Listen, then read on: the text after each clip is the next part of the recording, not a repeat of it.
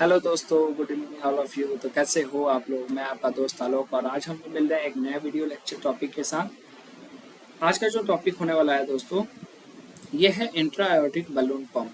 क्या है intra aortic balloon pump?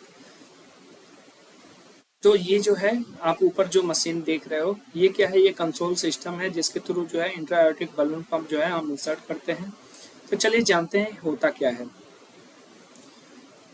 तो इंट्रा आयोटिक बलून पंप, जिसको हम शॉर्ट में IABP बोलते हैं, तो इसका इंट्रोडक्शन है। The intra-aortic balloon pump was introduced by Dr. Adrian Kantorovich in late 1960s as a simple and effective device to improve coronary perfusion।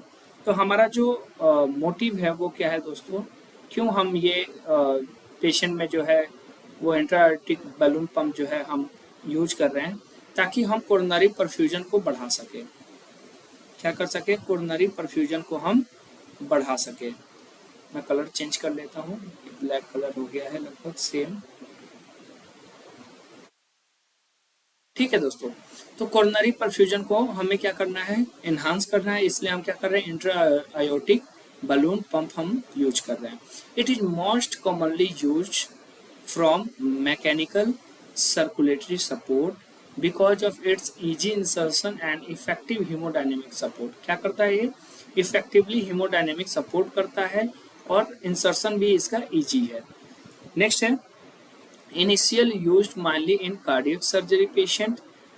Intra-aortic balloon pump is now also widely use in, कहाँ कहाँ use होता है? तो interventional cardiology procedures, critical cardiac care, CCU जो होता है critical cardiac unit जो होता है, वहाँ पे आप यूज कर सकते हो, या CCC भी इसे बोलते हैं। और medical management of heart failure and cardiogenic shock में, ये इंपॉर्टेंट है दोस्तों, कार्डियोजेनिक शॉक में भी इसका हम यूज कर सकते हैं, ताकि कोरोनरी परफ्यूजन को हम बढ़ा सके, इन्हांस कर सके। नेक्स्ट है, an intra-aortic balloon pump is a temporary, ये क्या है? Temporary mechanical circulatory assisted device है that help the heart pump blood more effectively by, कैसे कैसे ये हार्ट को जो है इफेक्टिवली ब्लड पंप कराएगा? कैसे? तो increase myocardial oxygen supply.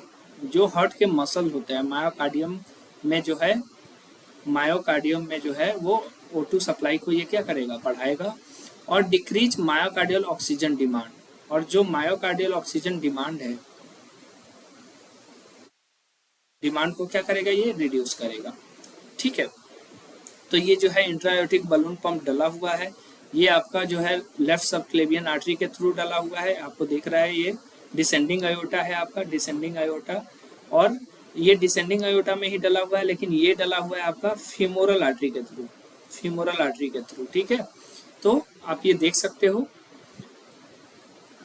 Next है, कंपोनेंट्स ऑफ IABP, मतलब इंट्रा-आयोटिक बलून पंप का कंपोनेंट क्या होता है? तो फर्स्ट होता है balloon catheter, made up of polyethylene material. किससे बना होता है? पॉलीइथाइलिन मटेरियल से बना होता है।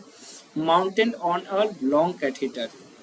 Next, inserted through femoral artery, या आप सबक्लेवियन आर्टरी के थ्रू भी कर सकते हो। Position in descending thoracic iota, पिछले स्लाइड में भी आपने देखा, ये जो आपका डिसेंडिंग थोरैसिक आयोटा है, ये है असेंडिंग आयोटा, ये है आर्क ऑफ आयोटा, और ये है डिसेंडिंग थोरैसिक आयोटा। ठीक है, तो डिसेंडिंग थोरैसिक आयोटा में क्या ये है? पोजीशन होता है about 2 centimetre below the left subclavian artery, 2 centimetre below the left subclavian artery. ये है आपका लेफ्ट सबक्लेवियन आर्टरी, इससे 2 सेंटीमीटर बिलो। ठीक है, नेक्स्ट होता है balloon. Balloon available in different sizes. Minimum कितना होता है? 2.5 cc, मैक्सिमम 50 cc। आप बलून भी देख सकते हो इस डायग्राम में, ये है आपका बलून। ठीक है, ये इन्फ्लेटेड स्टेट में है, ये दिख रहा है आपको। Selected according to patient size and age, और पेशेंट के साइज और एज के अकॉर्डिंग ये जो है वो सिलेक्ट कर सकते हैं हम। नेक्स्ट है कंसोल। तो control balloon inflation and deflation operated through a touch screen और कंट्रोल पैनल। तो लेक्चर शुरू करने से पहले हमने क्या किया था कि जो टच स्क्रीन और कंट्रोल पैनल है उस मशीन को आपको दिखाया था। उसके थ्रू हम क्या करते हैं, बलून का इन्फ्लेशन और डिफ्लेशन जो है वो कंट्रोल करते हैं। इसमें जो है हेलोजन गैस यूज होता है, ठीक है, इसके इन्फ्लेशन और इन्फ्लेशन के लिए। नेक्स्ट है can synchronise with ECG, ECG monitoring इसमें जरूरी है, और आर्टेरियल प्रेशर वेव फॉर्म, है ना। नेक्स्ट है मॉडर्न कंसोल, तो इसमें क्या होता है, ऑटोमेटिक टाइमिंग एडजस्टमेंट होता है कि कितना देर के लिए इन्फ्लेशन होगा और कितना देर के लिए डिफ्लेशन होगा, ठीक है। नेक्स्ट है वन बटन स्टार्टअप होता है और battery backup up to 2 hour. तो जो कंसोल मॉनिटर सिस्टम होता है उसमें 2 आवर्स की बैटरी बैकअप भी होती है कि अगर इन इमरजेंसी लाइट्स चला गया तो आप इससे जो है कंट्रोल कर सकते हो। नेक्स्ट है प्रिंसिपल ऑफ वर्किंग, किस प्रिंसिपल पे ये जो है इंट्रायोटिक बलून पंप कंसोल जो है ये वर्क करता है। तो ड्यूरिंग डायस्टोल बलून इन्फ्लेट्स। तो डायस्टोल में क्या होता है दोस्तों, डायस्टोल में फीलिंग ऑफ हार्ट, ब्लड जो है वो भरता है और blood is pushes toward coronary arteries, coronary perfusion increases. Next है during systole balloon rapidly deflates. Balloon क्या हो जाता है सिस्टोल के दौरान, मतलब कॉन्ट्रैक्शन के दौरान बैलून जो है वो डिफ्लेट हो जाता है ताकि जो डिसेंडिंग आयोटा है उधर से क्या हो सके, ब्लड जो है वो नीचे जा सके, अपने सिस्टेमिक सर्कुलेशन में जा सके। ये बलून था, ये इन्फ्लेट था कब, जब डायस्टोल था। यही बलून जो है वो डिफ्लेट हो गया कब, जब सिस्टोल हुआ, ताकि ब्लड जो है वो इजिली नीचे की ओर पास हो सके, ठीक है, और सिस्टेमिक सर्कुलेशन में जा सके। Reduces after load, left ventricle eject blood मोर इजिली, कार्डियक आउटपुट में इंक्रीज अप टू 40%, और इसके चलते कार्डियक आउटपुट जो है वो इंक्रीज हो जाता है लगभग 40%, और मायोकार्डियल ऑक्सीजन डिमांड जो होता है वो डिक्रीज हो जाता है, ठीक है। नेक्स्ट है मैकेनिज्म ऑफ एक्शन, तो इन्फ्लेशन इन डायस्टोल, इसके बेनिफिट्स क्या है, तो increase coronary artery perfusion. Next है इम्प्रूव मायोकार्डियल ऑक्सीजन सप्लाई और बेटर सिस्टेमिक परफ्यूजन। नेक्स्ट है डिफ्लेशन बिफोर सिस्टोल, सिस्टोल होने से पहले ये क्या हो जाता है, डिफ्लेट हो जाता है। इसके बेनिफिट्स क्या है, तो reduces left ventricular workload, reduced after load, increase stroke volume, increase cardiac output.